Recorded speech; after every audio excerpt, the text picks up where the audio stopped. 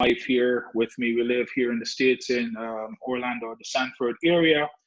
I have a son in Jamaica, and I love Jesus. Pretty much, that's it in a nutshell. And I get to serve in the ministry of Teen Challenge. I've been with the ministry for a very long time, and really privileged, and you know, love Jesus and love people, and that's pretty much my life. Right, right. Well, we are going to be talking a little bit about your journey as a person who have been in recovery almost over 15 years, I think. Tell us a little bit about just a short snippet of your testimony, how you got involved in drugs, who helped you, and so on. Yeah, so at an early age, I started smoking cigarettes because it was available. I'm from Kingston, Jamaica. Life wasn't always easy for me growing up as a kid, and so I was always trying to escape, my home life. And so I did find comfort, quote unquote, in smoking cigarettes because my dad was a chain smoker, and the home life deteriorated over time. And at age 12, marijuana was available. So I tried it, and my friends, because of my home life, I didn't spend much time at home. So in the streets of Kingston, I had friends, so-called friends, of course, and I counted some of those people very good friends as well. They were smoking marijuana. And so at age 12, I fell in love with the idea. And then when I tried it for the first time, it took good care of my home situation. I didn't have to think about going home to arguments and fights. And so I just fell in love with the drug. I mean, it was an escape from my reality at home. And that went on for a very long time. I did it in primary school, by the way, and that followed me into high school. And with the marijuana came all kinds of what I now call forced ripe manhood. I didn't grow up properly, and so at age 19, out of curiosity, I thought I was in control of my life. I did whatever I wanted, of course. And at age 19, I met crack cocaine, and how I met crack cocaine, it's very funny because I was on my way to play soccer. We call it football in Jamaica. And a friend of mine who was a drug dealer at the time had the drug. Now, I knew mentally what the drug did to people. I saw the effects of it and how deadly it was.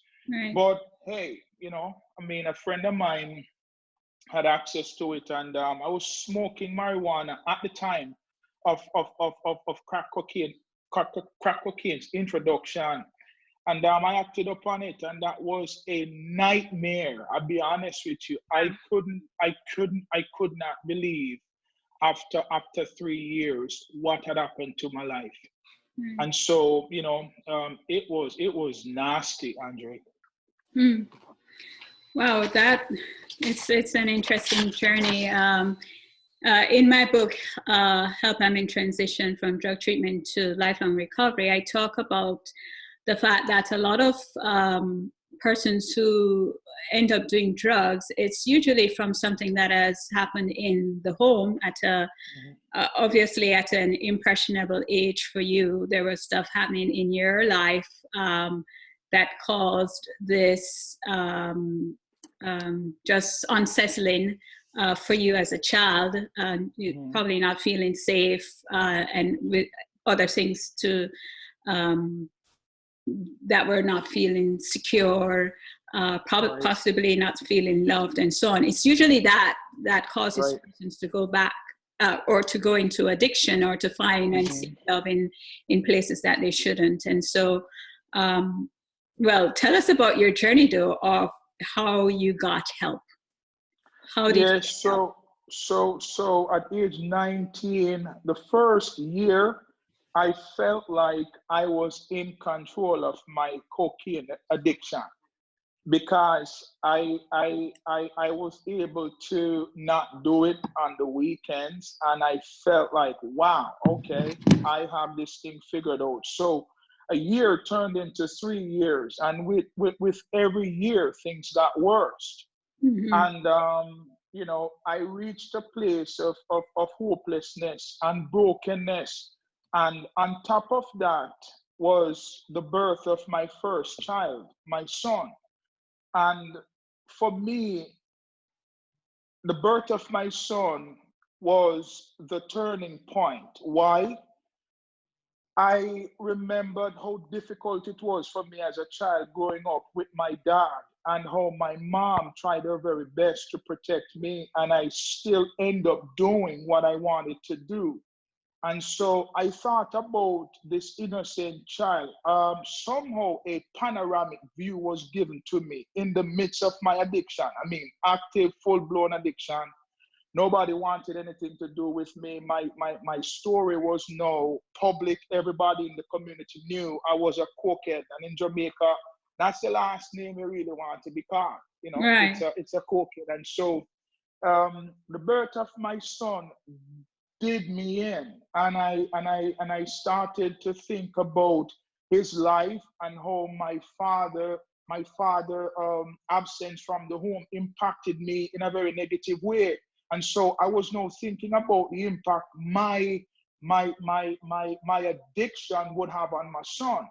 And it continued for a week, and then I said to myself, it is wrong. I cannot do this to this child. And then for the first time in my addiction, I I came out of denial. I said, Mom, I need help. And that was it. The minute I confronted my denial, Right. I was thrown a life vest. And so I acted upon that. My mom, with a Christian lady, decided to help me, and I went to the university detox in Kingston. And it was time for me to leave. And God bless Nurse Panton. I was thinking about her today. Hopefully, she's alive, and somehow I'll be able to see her again. And then Joy Harrison. Those two ladies were very, very, very instrumental in me learning about a place called Teen Challenge. I didn't know anything about Teen Challenge. And as a matter of fact, I had nothing to do with Jesus. So when I learned that it was a year long, though, and I didn't have to wrestle with getting high anymore, and then my son would be taken care of. Why? Because my family decided to help me the minute I decided I needed help. And Yeah. so my son was taken care of. And the first time I learned about Teen Challenge was a Friday afternoon. And the following day, which was a Saturday, I was on my way to Ocho Rios. And so those ladies were very instrumental. Called up Brother Anthony Richards. They had a bed available. I went there. I couldn't believe it. I didn't know a place like Teen Challenge existed.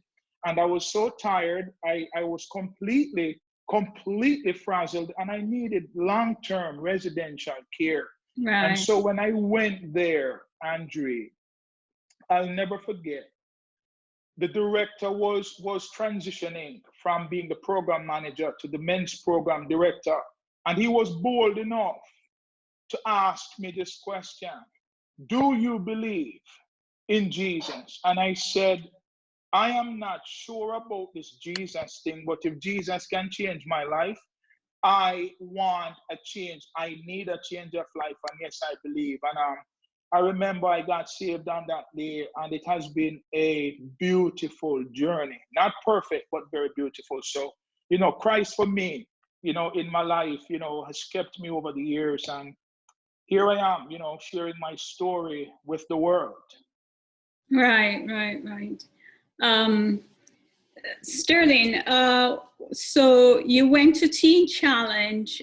What was that process? What was the program like for you? Well, What changed in your life when you went to Teen Challenge? yes, so it gave me enough time to think about my life. And well, not even my life. The life I walked in the doors of Teen Challenge with was no life whatsoever. And so I looked around and I saw these men, and they looked healthy. and strong, and they had structure there.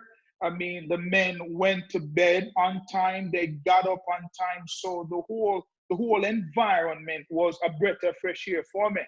Because in my addiction, I'm telling you what, I was dying. It was death on the installment plan. So when I checked into Teen Challenge and I saw how beautiful the environment was, and Right. how the men walking around had a story of drug addiction. And I'm like, well, if the director was a drug addict and the staff members were drug addicts, hey, I'm a candidate There's here. help. Oh yeah, oh yeah. And so, dead hope came alive. And then I realized, wow, a year is given to me. I am able to learn new things. I am able to think clearly. I was now gaining weight. I wasn't up at night, trying to get high. So the structure and the genuine, authentic care and love the people showed to me won my heart over even more. They were for real. They were engaged. And I can say, Andrew, you were one of them. Well, we are definitely, we have come a long way. I've watched your journey from start. I've watched your journey, Sterling. I know the environment that you're coming from because you grew up in, was it Yeah, the Tivoli? ghetto. Oh yeah, yeah, Yeah, Western Kingston. in Western Kingston. And so it's like surreal hearing you share your testimony now, Yeah, and hearing just knowing where you have been and seeing where you are today. Just it's the grace of God, really. It is. That's what it It is. is. It is. It is. So having gone through the program, you saw all of these guys that were being successful. Having gone through the program, you saw the change that they had and you wanted it. And so you went after it. You're coming up on completion of the program. How do you transition?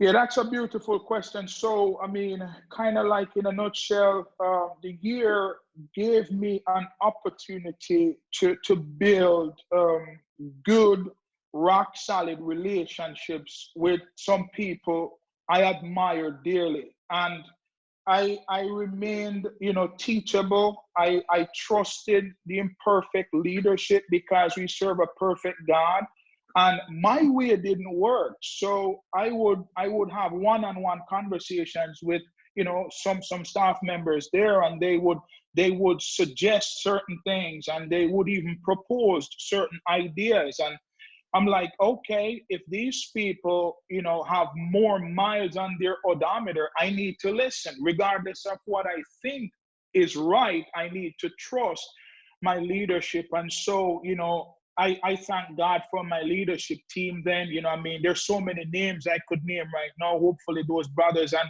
even sisters are watching. And so I allowed myself to get seriously plugged into a new network of people because my old system wasn't working. That's why I end up in Teen Challenge. So the right kind of people, godly people, I gave them permission to speak into my life. And that was very exciting. Wow. Okay. So what were some of the things they were suggesting that you should do with your life after graduation? One beautiful thing that happened was, hey, do you think going to Trinidad for a while, would be cool? And I'm like, absolutely. Why not? Let's do this. And then, I bless God that my son was constantly being taken care of. So I committed self to act upon prayerfully, and I also processed the information I was receiving. And I'm like, these people really believe in me that I should go to Trinidad. And then reached out to a very wealthy businessman who at the time was the president of the board. And this guy, I mean, wrote a check from his bank account for me to go to Trinidad. And I'm like, okay, cool. And so, I gave SaintClair Sterling permission to be guided by godly, imperfect people. And I lived to eat the fruit of that. And it wasn't always easy, by the way. So you have to surround yourself with the right kind of people. Right, right, right. So what were you doing in Trinidad? I mean, you talk about Trinidad. What happened in Trinidad? Yes, so at the time, the Teen Challenge there in Trinidad, they were looking for help. And Brother Anthony, you were there too at the time, and Sister Carissa, they decided to send me to really provide support for the program there. And that was a beautiful learning experience. And then again, I was in a beautiful environment where I had the opportunity to meet new people and also to pour into the students who were coming in. So, and I loved it. I really did. I'm like, this is really cool. Like, I am sober in my right mind.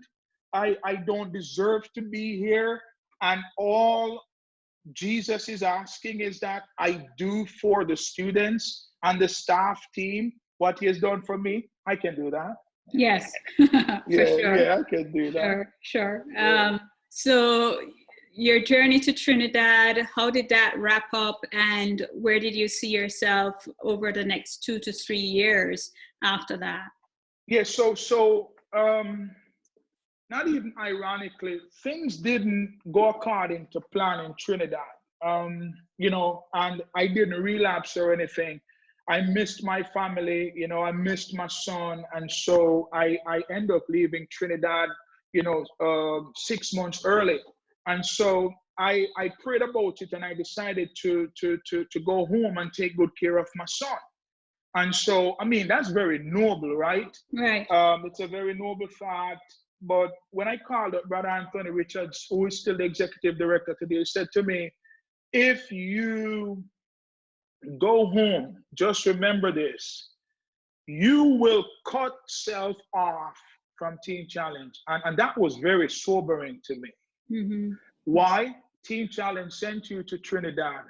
It is out of respect that you allow Teen Challenge to pick you up from the airport and take you back to Teen Challenge, and you can have a sit-down conversation with the executive director.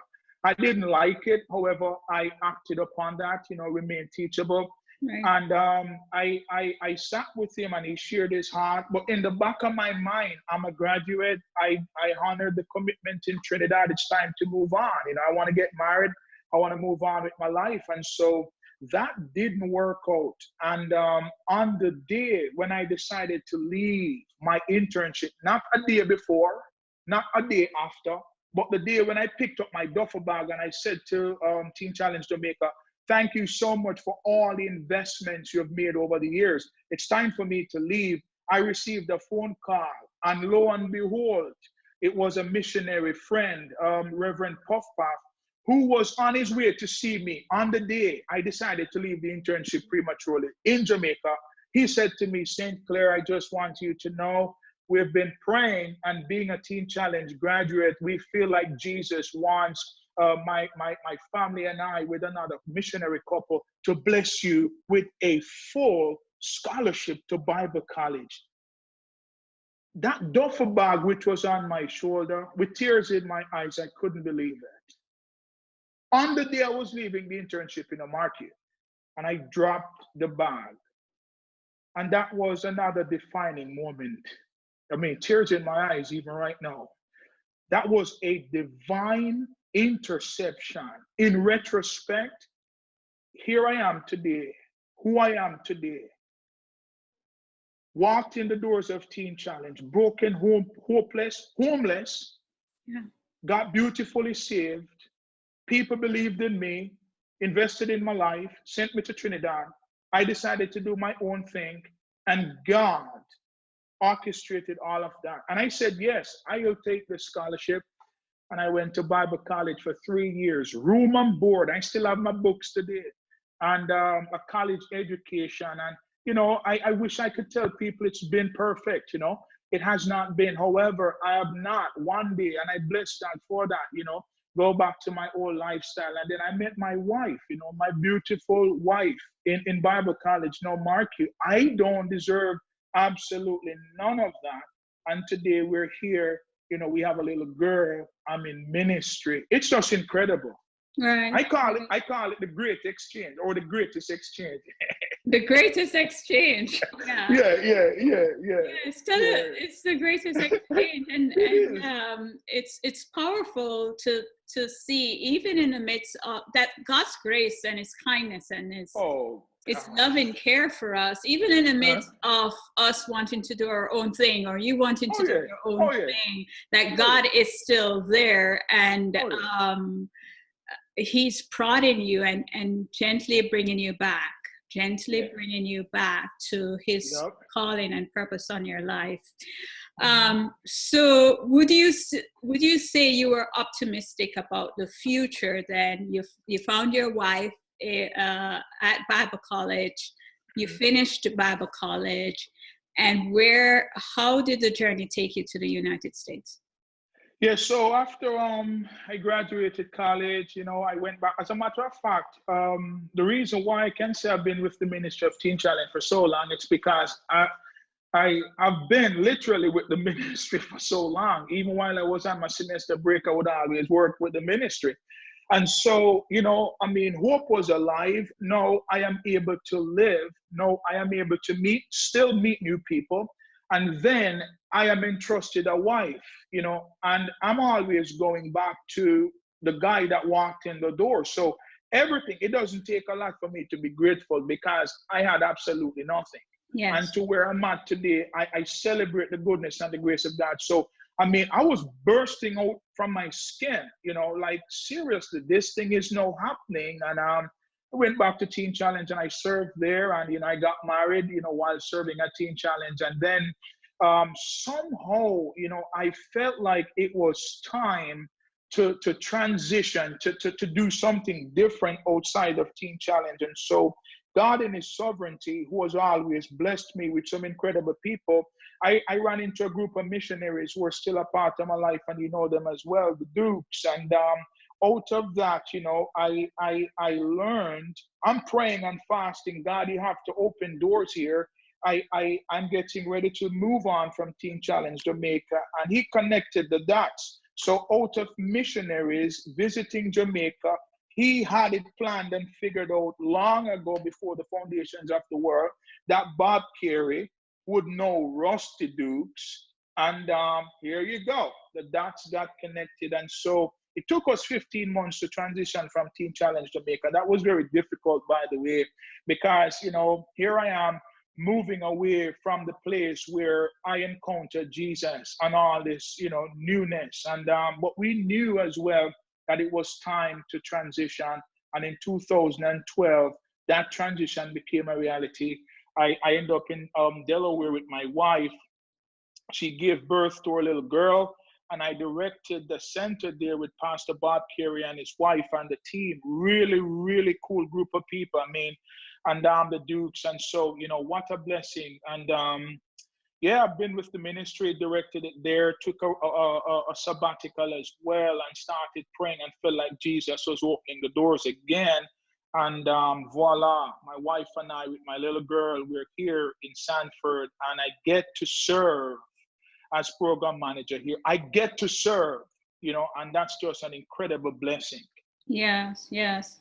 What did you learn, St. Clair, along the way each time you have transitioned, not just physically, you have transitioned from a recovering a drug person who have done drugs for years to a recovering, you're in recovery right now. What have you learned in all of these transitions? Were there any detours that you had to take?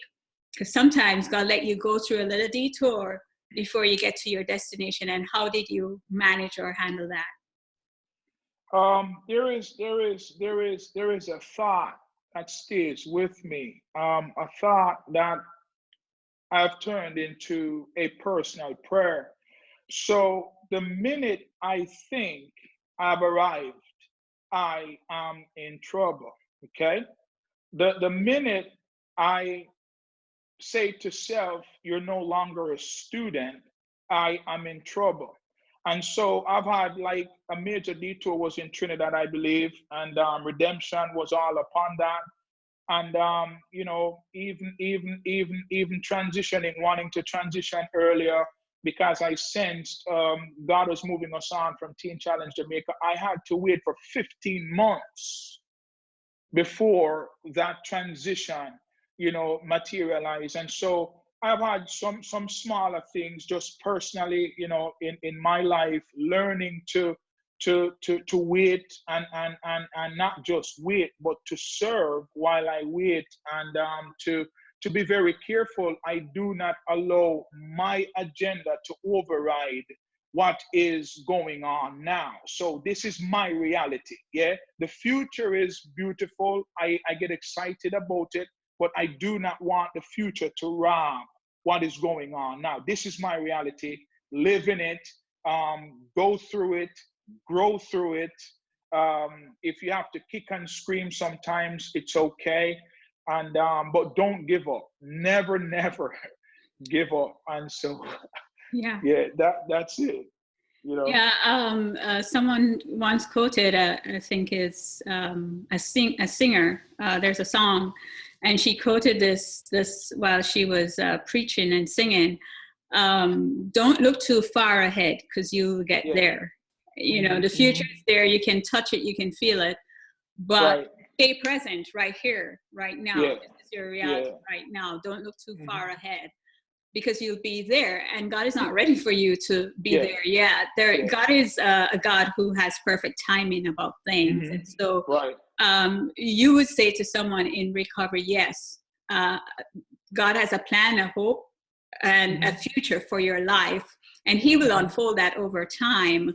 But Mm-hmm. don't look too far ahead. Don't be too quick to get there. Yeah. Stay humble, stay present, serve where you're at, and then the Lord will transition you. Yeah. Learn the lessons too. You know, that's important. That's very important. So it's good we desire then. However, if we're not careful, then has the potential to destroy the now. And when we get there, then we're ill prepared. We're not even prepared at all. And so it's constantly learning that, Andre, every given day, Right. always Yes. learning that. So why is it important for someone who is in recovery um, to be optimistic about their future? Yeah, coming from a place of brokenness and not having hope, it is important with the people you surround self with that you begin to learn new things, because relapse is always at the door crouching. So if you have a new home and you have absolutely no furniture in there, over time, you know what will happen, right? It will get dusty and cobwebs will be there. And then before you know it, you have rats and rodents, and probably, depending on where you live, you have wildlife up in your house. And so it's very important for you to be realistic as well, to understand that, hey, this will not happen overnight. It takes time.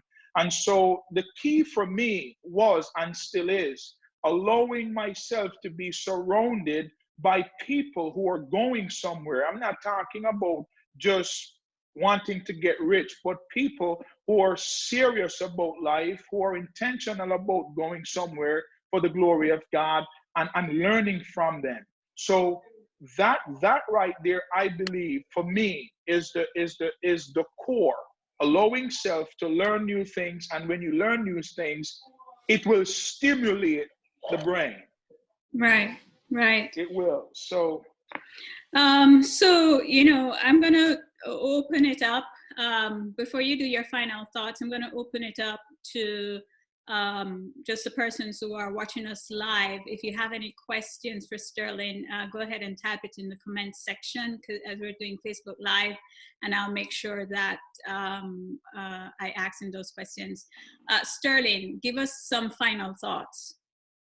Yeah, it's a beautiful life. Recovery, it's lifelong. No, you cannot be in recovery, right? You cannot relapse. I think they say unless you're in recovery, and so it's a lifelong process, especially for people like me who had a serious addiction to crack cocaine or even marijuana. You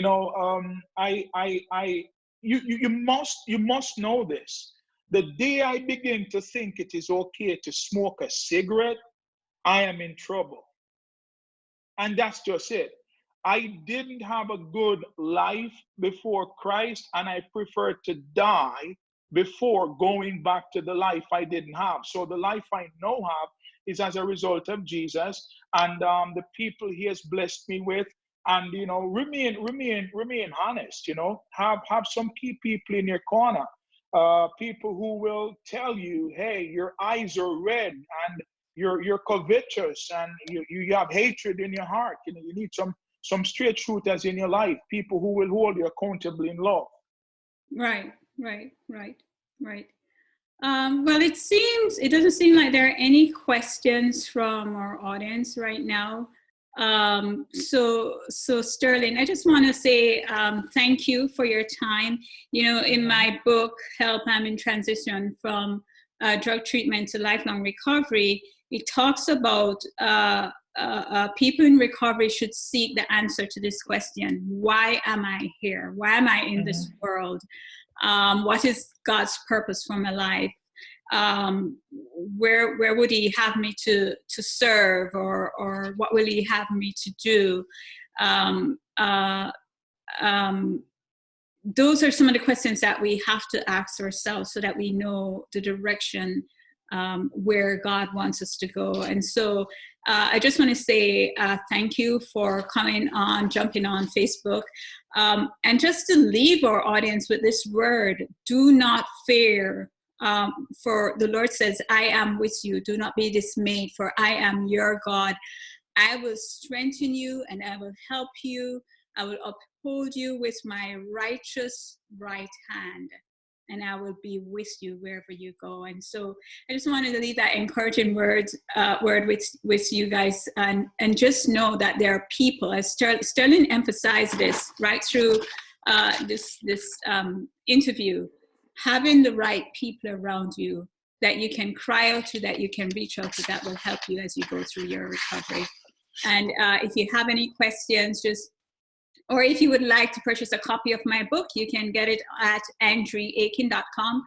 That's andreakin.com. If you have any questions, you can instant message me, and I'm sure I'll be glad to connect with you. Thank you so much for your time.